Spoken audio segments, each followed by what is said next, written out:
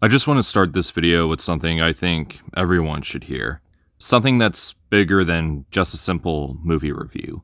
Something that's an obstacle people around the world have to deal with every day. If you are one of those people, I just want to let you know that no matter how hard or tough or scary the world can be, you have the strength to dictate whether or not you would like to define it. Everyone has those days where we just get pummeled by reality. We begin to doubt ourselves, but time has proven that life is just too precious to let go of. It's a miracle that cannot be replicated. What I'm trying to say is that you are loved, you are valued, respected by people you either do or do not even know or care for. We are all living in what is perhaps the hardest time of our lives, perhaps even the course of history itself, but the best way to overcome it is by standing together. If you ever struggle with anything, whether it's something little or absolutely major like depression, anxiety, suicidal thoughts, please reach out to someone. Someone will always be there to help. And if you know someone who is dealing with these things, please check on them. Please check on your friends, your family, because you never know what's going to happen to them one day. These people can smile the brightest, be the most joyful you've ever met, and something heartbreaking can still happen to them. Everyone goes through it. We're all human. No one is invincible. But by supporting each other, we are giving ourselves and others the strength to create a better tomorrow. It's not the end of the world, but it is up to us to create a brighter one. Please look out for each other. That's all I ask.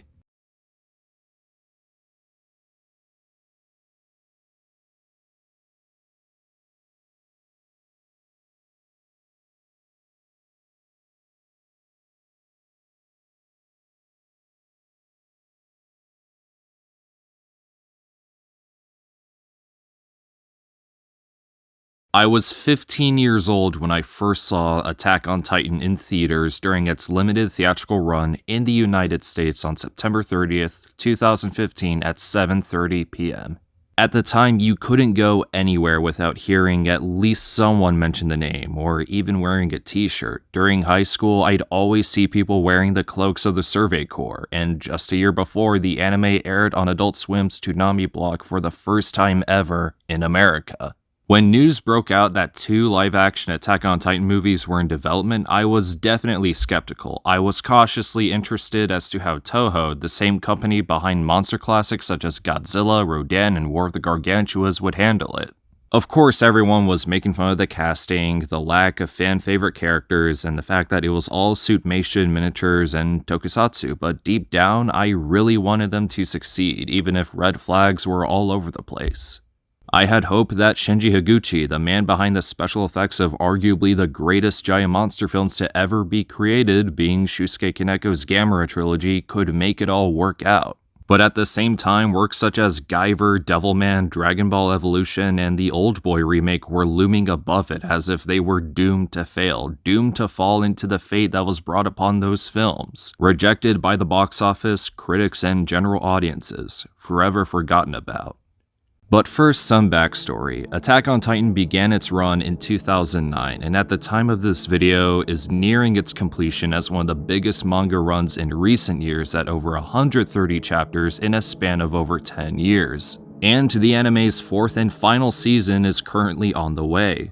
The story is about Eren Yeager living in a world overrun by man-eating monsters called Titans and taking it upon himself to do everything he can to rid them of the world around him, only to discover dark secrets that challenge his motivations, forcing him to rethink his perception on the world itself. Fast forward to 2012, there is word that Toho is developing a live-action adaptation of Attack on Titan. That's right, this movie, or movies I should say, were being worked on a year before the anime even aired in 2013. It was helmed by Tetsuya Nakashima, who directed films like The World of Kaneko, Confessions, and Memories of Matsuko. His version of Attack on Titan would have been set in modern-day Japan. Only problem was that direction was deemed too risky and Nakashima decided to drop out. Then Toho specifically looked for a director who had great expertise in special effects, and what better choice than Shinji Higuchi. Mentored by Teruyoshi Nakano back in The Return of Godzilla, directed the effects for the highly praised Gamera trilogy, directed the spectacle that is the 2006 remake of Submersion of Japan, and even collaborated with his longtime friend Hideaki Anno on Evangelion, Gunbuster, and an incredibly awesome short film that's tied to Studio Ghibli's Nausicaa of the Valley of the Wind. The dude is truly Teruyoshi Nakano's successor with the spirit of Eiji Tsuburaya, the man who birthed this entire genre of Japanese media we all know as tokusatsu. Now, Higuchi realized that adapting Attack on Titan into a live-action film, let alone two, was a near impossible feat. But he had a good head on his shoulders, as he actually came up with a screenplay with film critic Tomohiro Machiyama that was said to be very faithful to its source material. Then they confronted the man himself, Hajime Isayama, the guy who we have to thank for giving us Attack on Titan, to see what he thought. He gave his blessing, but shockingly enough, Isayama said no to their screenplay. Isayama wanted the filmmakers for Attack on Titan to not create a one-for-one carbon copy of his source material, and push for creativity and originality, so then Isayama was brought on board for creative decisions. So essentially what they did was combine Nakashima's screenplay with Higuchi Machiyama's screenplay by having Attack on Titan be set in a post-apocalyptic Japan. The core characters would be present, just that everyone else would be Japanese. Now on paper, casting Caucasian actors for the sake of accuracy to the source material sounds good and all, but considering how the Japanese film industry works and their track record of casting Caucasian actors in their films, with the exception of Nick Adams, I'd honestly rather not see them in a production like this because they're just not good. Take that, you dinosaur! Then it was decided that the films would be using Shinji Higuchi's hybrid technique, which was the combination of tokusatsu and digital effects. The idea was to use as much practical effects, puppets, and miniatures as possible, and use CGI to fill the gaps. Some Sam Raimi and Guillermo del Toro type stuff if you ask me.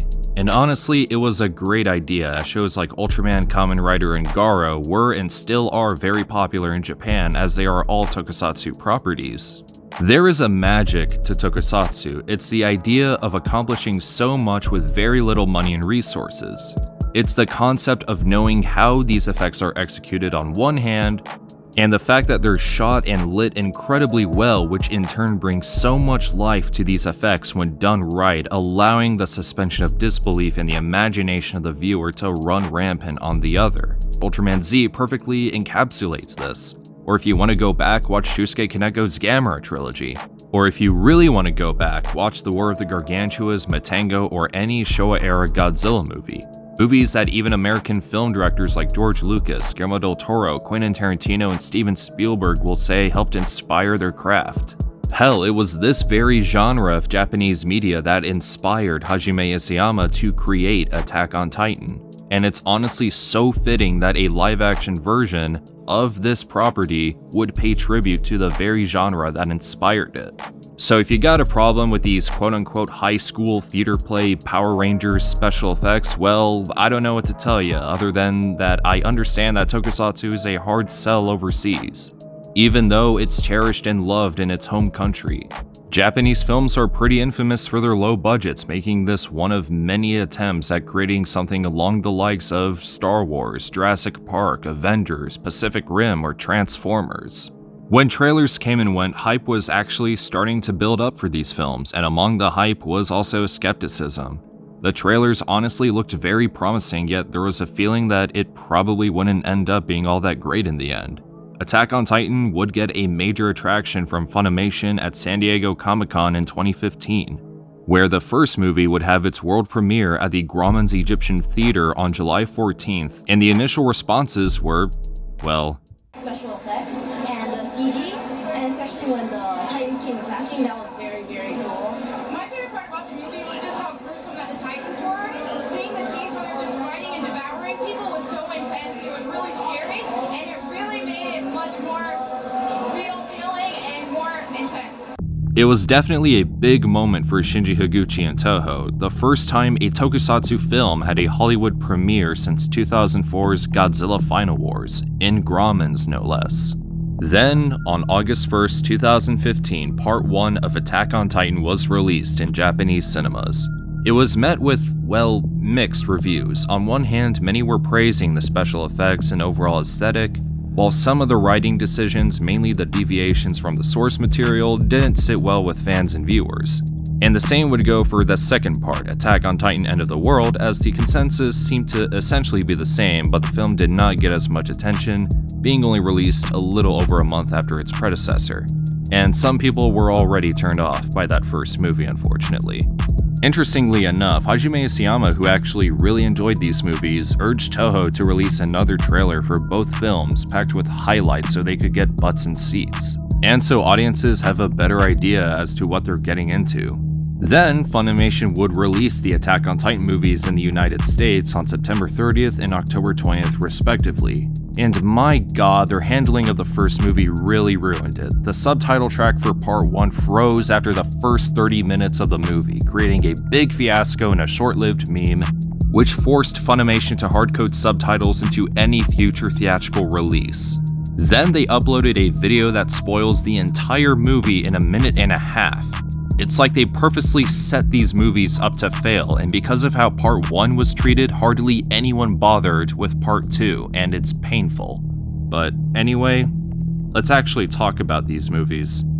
Attack on Titan Part 1 follows very similar beats as the first half of Season 1 of the anime. Eren is introduced as this rebel who seeks freedom as he feels like a prisoner in the safe haven he's living in. This, of course, would change as the Colossal Titan appears and destroys the outer wall, letting Titans inside, eating anyone in their paths. Because of the horrors Eren has witnessed, he enlists for the military and takes it upon himself to avenge the lives that were lost. And the Survey Corps embarks on a mission to restore the outer wall.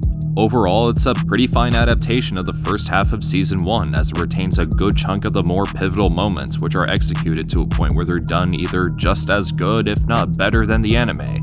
Such as the breach in Monzen, which I made an entire video about, the part where Eren saves Armin from getting eaten, and the last scene with Eren in his Titan form. It is just godly. I want to talk more about the characters, the scoring, some aspects of the special effects and whatnot after I talk about Part 2, as I feel it's more appropriate that way. But Part 1 does a good job setting up its characters and world building. It's enough to be interesting and leave some questions that'll be answered in Part 2. The set design can look gorgeous at times, the special effects are pretty awesome for the most part. Like, I had no idea that in the overhead shots of this scene the soldiers were portrayed by figurines. And sometimes it's hard to tell what is a miniature or what's actually there, and the computer-generated enhancements really complement that, for the most part. And this brings me to what I don't like about Attack on Titan Part 1, and it is how the film can be too reliant on CGI at points, which leaves some moments just looking ugly. I'm also not a fan of this eclipse aesthetic they went for in post-production, as everything is just too dark and blue. It's hard to get a sense of what we're supposed to be looking at, and they honestly could have went with a different color correction and palette, especially when you consider that most of this movie was shot during the day. Sure, there are some great moments here and there, such as when Eren is taking on Titans by himself, Jean leaping from a building to take down a Titan, but I guess this eclipse aesthetic was probably for the best, considering how Japanese films are notorious for their low budgets, and that it would probably look even worse, but then again, a good number of modern blockbusters are guilty of using dark and ugly color palettes to hide the effects too. And yes, I am aware of how silly it can be with the whole "do Titans have nipples" question, which I thought was a pretty funny moment. But then there's the groping scene with Hyana, which was weird, as I remember people laughing in the theater. And there's Sanagi literally throwing a Titan, and I honestly find that more believable than whatever this was. Oh yeah, and that whole love triangle between Eren, Mikasa, and Shikishima was kinda awkward. You can tell that Shikishima never really cared for Mikasa, as he only used her to get to Eren. So on one hand it makes sense, but on another it kinda really doesn't. Overall, Attack on Titan Part 1 is a solid start with a good number of positives and not as many negatives, making it a good segue to the much more interesting Attack on Titan Part 2, End of the World. Part 2 is quite an anomaly, as it heavily borrows from the Clash of the Titans and Uprising arcs of the source material, while also foreshadowing parts that would later appear in the manga. which, because spoilers for those who aren't caught up, I'll leave the surprise alone in your hands. Part 2 picks up right where Part 1 left off, where Eren is held on trial after transforming into a Titan.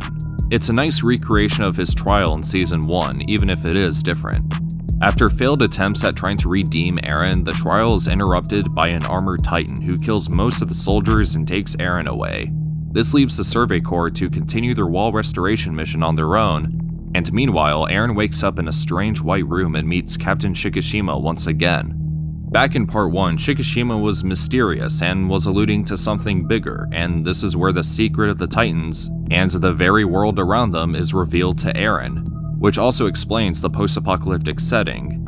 It's also revealed that Shikishima leads an anti-government rebellion that Eren eventually joins, and as they and the Survey Corps cross paths, it unfolds into a clash of ideologies between Eren and Shikishima.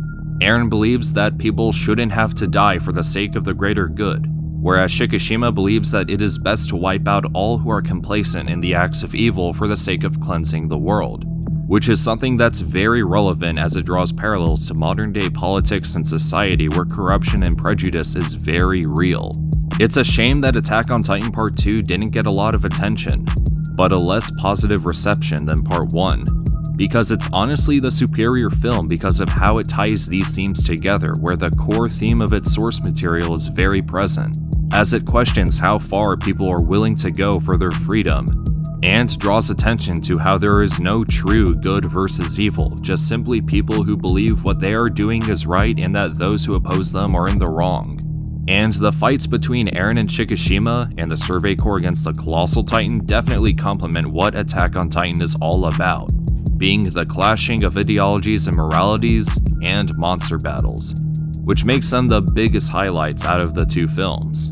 Part 2 takes everything that was wrong in the first film and corrects it.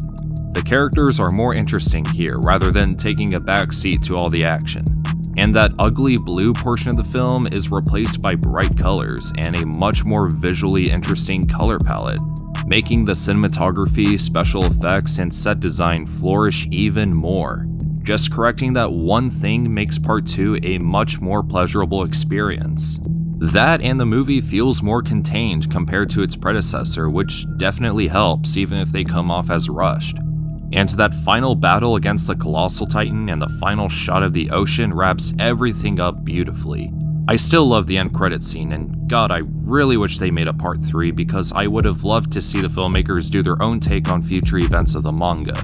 To address the elephant in the room, these movies are vastly different from the source material, even if they follow very similar beats. And I don't care. I thought it was a good thing that Hajime Isayama wanted them to go in a direction that felt fresh, new, and original. So that's all I'm gonna say about that for now. Shiro Sagisu's scoring can just be phenomenal at times. Tracks like Temper the Wind, God Have Mercy, Rise Up, Master Plan Metal Opera, Attack of Titans, and Golden Sun are just glorious, with mixes of choir, orchestra, metal, and techno just to spicing it all up. Sure, Hiroyuki Sawano's scoring for the anime is great, but there's not many tracks that I can pick out that uniquely stand on their own in particular, aside from a few of the battle motifs and You See Big Girl. Also, I really wish more movies utilized tokusatsu because the miniatures in these films are insane. That and the Titans are absolutely horrific. If there's one thing the movies got right, it is the portrayal of these Titans, which are perhaps the best iteration of these monsters in any Attack on Titan media. They're terrifying, creepy, funny, they hit all the nails on their heads when it came to these man-eating behemoths. They're just perfect. And my god, I adore the designs for the Attack Armored and Colossal Titans so much. Sure, the Attack Titan is missing the human eyes that further cements Eren's humanity, but it's overall a pretty sweet design. I love the Armor Titan as it's always been my favorite in the source material, and I love how unique it looks in the film. I even dig the similarities between it and the Attack Titan. And the Colossal Titan is the real show stealer. Just look at it, a true special effect come to life. I just want to give a huge shout out to Saifu on Twitter and Instagram. He's made extraordinarily excellent custom figures of Eren's human and Titan forms and is working on one for Shikishima's Titan form. He also has a bunch of other insane creations. Please go show him some love and give him a follow.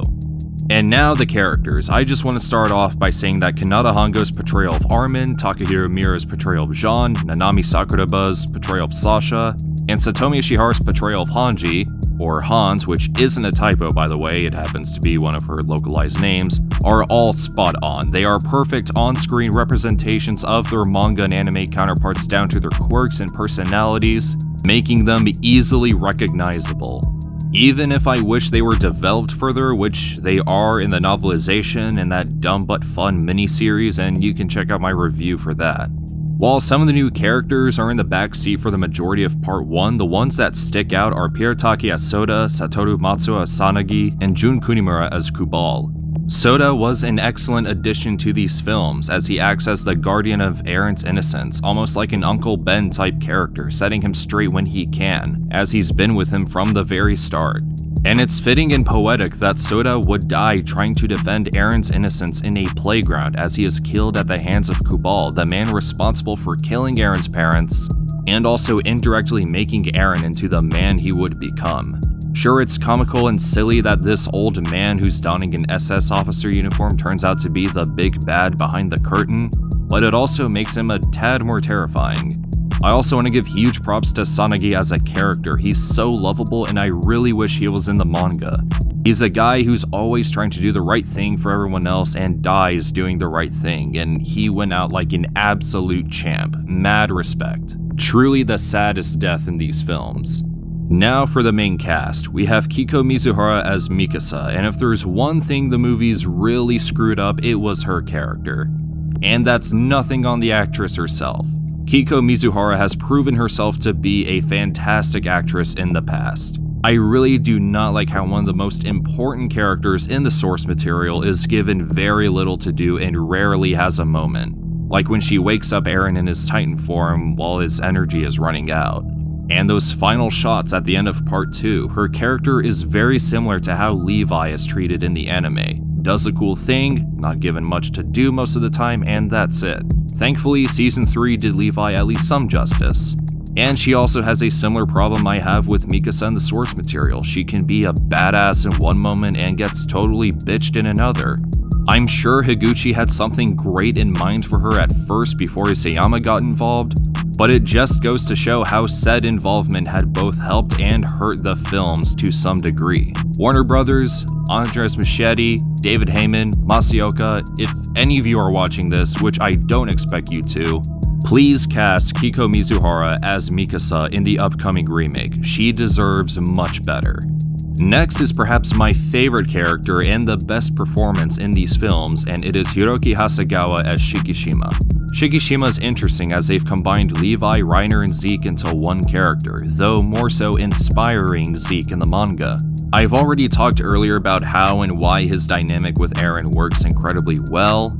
I just wish he was further developed here, but nope, you gotta read the novelization for that, in which his character is even more in line with Zeke's. And his real name is Haku, and that Shikishima is a false identity, kinda like Char Aznable from Gundam. By the way, I do plan on making a video about the novelization another time. And last, but certainly not least, Haruma Miura as Eren. Miura's portrayal of Eren is great. Sure, Miura himself may think his performance as Eren wasn't good, but I think his version of Eren acts as a very good, brash, yet noble symbol of hope for the youth. Every teenager always goes out to discover and establish who they are, and here Eren does just that. Again, in my video about why the Monsen Breach is outstanding, it also plays a huge part in cementing his character as someone who is at first paralyzed by the fear of Titans, and uses it towards his anger, which he then uses that anger to avenge the lives of those who were lost, all while acting as the voice of reason who fights for his dreams and for the greater good.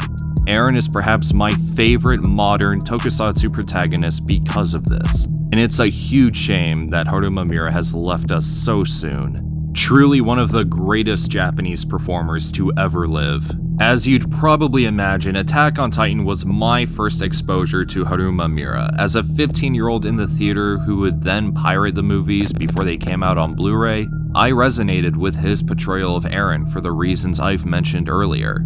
And it's honestly touching and heartwarming seeing people say that it was his portrayal of Eren that got them into Attack on Titan. or that it was him who got them into J-dramas and J-pop. Haruma-kun, Miura-san, we salute you for all the joy and love you have brought to the world. We truly did not deserve such a charming, caring, humble, talented, and beloved individual. You really gave us your heart and soul, and you have become one with the heavens and the sky where you now watch over us. Please rest easy. I hope you have found the peace you were searching for, and may you forever live on in our hearts and remembered in our souls. Overall, I cannot help but bring myself to love these movies more and more after every viewing. I applaud Shinji Higuchi for doing everything he could to make these films work despite the limitations he was placed under. I applaud Hajime Isayama for being willing to take risks with his own source material. I applaud all the cast and crew, from the actors to the model makers to the suit actors to everyone who poured their entire beings toward the making of this colossal project. Because what they've made together was something truly special, a cinematic experience unlike any other. These are the last tokusatsu films of their kind. Sure, we still have movie specials for Ultraman, Kamen Rider, and Sentai, but Attack on Titan is something we'll probably never see happen again in this particular way, as it seems the Japanese film industry is starting to delve more into computer-generated effects like how they did in Shin Godzilla, and eventually Shin Ultraman. One may ask if these movies really should have been made, and the easy short answer to that is they didn't have to. Although it wasn't because so fans had something to watch between the long gap between the first two seasons. Again, these movies were in production a year before the anime even aired. So Attack on Titan wasn't anywhere near the height of its popularity at the time. Maybe Toho saw potential in a new tokusatsu property and wanted to experiment a little before they brought back their most famous property, Godzilla. Like how Toei's original Kamen Rider was heavily derived from Skullman, as they wanted a crack at tokusatsu on television in the 70s. As for the upcoming remake, I'm a little skeptical, and I have a right to be. I have such a huge emotional attachment to the Toho films, and while I know there is room for improvement, I'd be glad to see it if they do it right. And it's sad that it'll be this original duology that gets forgotten about in time if that's the case. I refuse to see these movies be forgotten based on unfair judgment. And if you're someone who probably loves these movies as much as I do, then I applaud you, respect. If you're someone who doesn't feel the same, then I'd suggest checking them out again after considering all this, but this time with an open mind and very little concern about comparing it to the source material. I assure you that it's worth it. And if you're someone who hasn't seen them, then I hope you're at least interested, and I understand if you're not. And in the long run, I hope this video really helps make viewing these movies even more enjoyable despite their shortcomings. And this is not to prop up the movies as the superior Attack on Titan medium. The manga is definitely one of the greatest fictional achievements in recent years so far, and the anime is a really good adaptation of it. Sure, one may argue that the movies didn't need to happen, but they still possess some importance when it comes to Japanese media and the development of the manga during and after their release, as they foreshadow what was to come. Without them, we wouldn't have that cool moment where Eren takes down that Rod Rice Titan, which was in fact storyboarded by Shinji Higuchi in the anime. We wouldn't have what made Season 3 Part 2 a phenomenal piece of animation, and we wouldn't have the themes of corruption, prejudice, and conflicting ideologies and moralities seen in later parts of the manga. There would sometimes be talks in circles about hidden gems in tokusatsu or Japanese fantasy, and I'd always bring up Attack on Titan, which would normally result in me getting weird looks from people who are diehard fans of the manga and anime, or people who just don't like anime or anything related to it. All I'm trying to say is that these movies don't really deserve the treatment they normally get, and I hope people start to realize that going forward. In time, maybe these will end up being cult classics. Cult classics that tell us about the human condition and whether or not we truly deserve redemption, even after all the atrocities we've committed. Movies that tell us that even in our darkest times, together we can build a brighter future. Anyway, I hope you all got something out of this video. I made this not only in honor of the 5th anniversary of the live-action Attack on Titan movies, but In Memory of Haruma Miura. Again, I'm a huge fan of these films, as well as Shinji Higuchi and Tokusatsu, and for the past 5 years, I've done so much to champion for these films, because I truly believe they are special, even if I get laughed at, insulted, and ridiculed by the Attack on Titan fanbase for doing so. I remember watching them at Famous Monsters convention back in 2017, and I got to meet Shinji Higuchi and visual effects cinematographer Keiichi Sakurai. I have an awesome story to share where at the Shin Godzilla panel, I did the Attack on Titan salute to Shinji Higuchi from the audience, and he did it back. And then the next day at the Attack on Titan panel, he recognized me in the crowd and saluted to me as I did it back to him. As a huge fan of his, that really touched me, truly an unforgettable experience. And of course, I'd always get hit with the "did you even watch the anime or read the manga" comment every once in a while. Because if I wasn't a fan of Attack on Titan, if I hadn't read the manga or watched the anime, then I would not have made this video. I would not have taken time out of my day to defend these films for the past 5 years. I'm just as passionate of a fan as the next guy, even if I have to distance myself from the fanbase from time to time. Attack on Titan is one of the most famous comics in Japan, and when I was cast for this movie, it gave me a lot of pressure to live up to the part of the leading role. However, the entire crew and cast,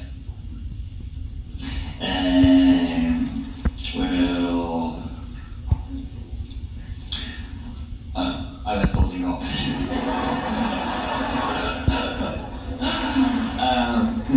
Our utmost to devote our lives to this movie. Please look forward to our efforts of making this film. I pray that our special effects, scenery, and music will always be remembered by you after watching this film. Thank you very much.